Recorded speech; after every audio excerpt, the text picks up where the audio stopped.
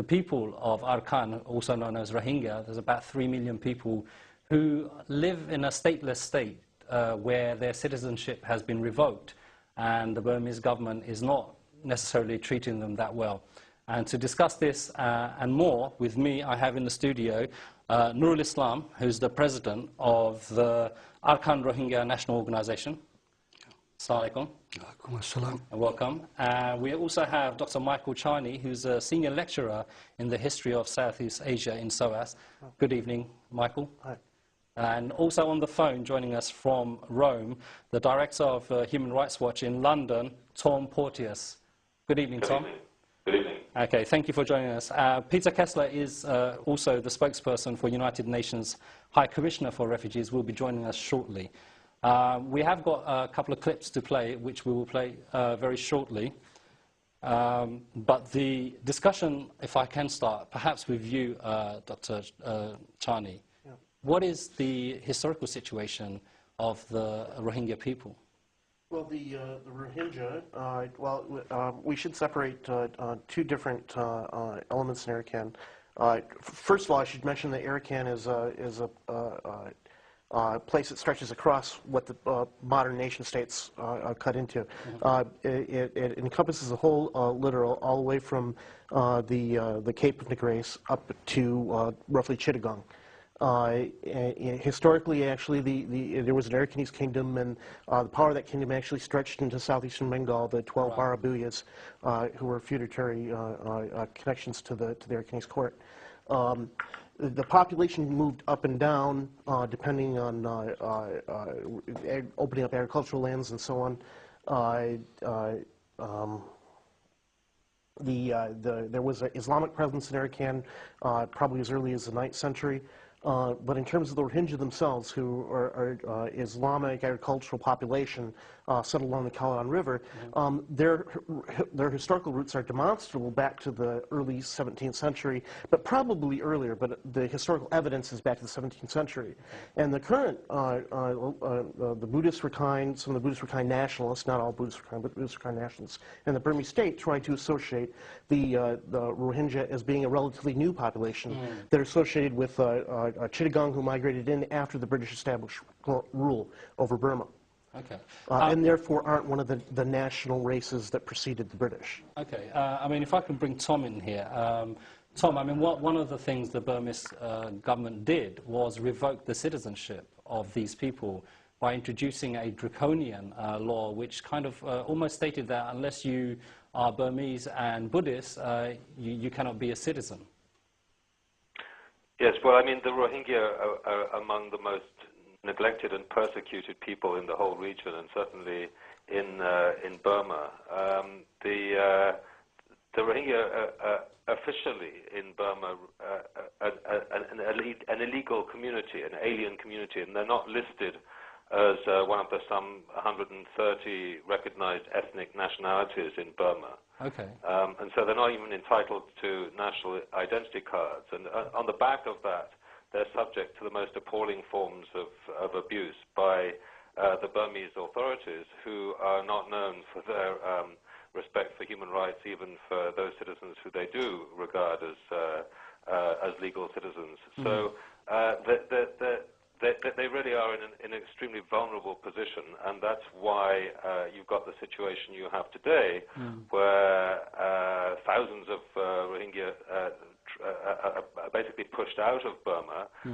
They find it very difficult to get back, and then they are part of this scattered diaspora who are seeking work, some sort of livelihood in the region, and that's where the other countries of the region come in, and they've been suffering from abuses, particularly in the last few months.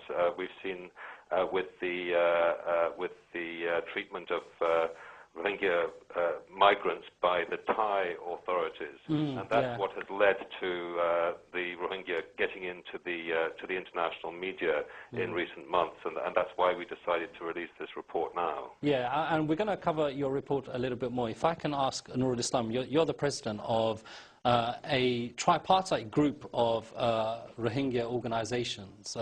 You've come together because you've got a common cause, which is the your people, what's happening to them. Can you describe some of the things? Is there ethnic cleansing taking place? Well, what is happening? Yeah, actually, this is the problem. The Rohingya is a political, ethnic, and religious persecution. Okay. And the Burmese authorities, they want to rid Arakan of the Muslim population. And by application of black laws and by use of force. From time to time, they launch drive operation against our people, resulting in the exodus of our people across the country into Bangladesh. From there, wherever they find a way, they are going.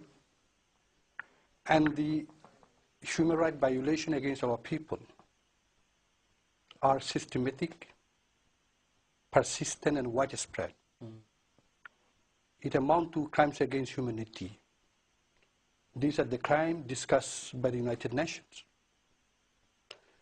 And among them, the worst is the rejection of denial of our citizenship.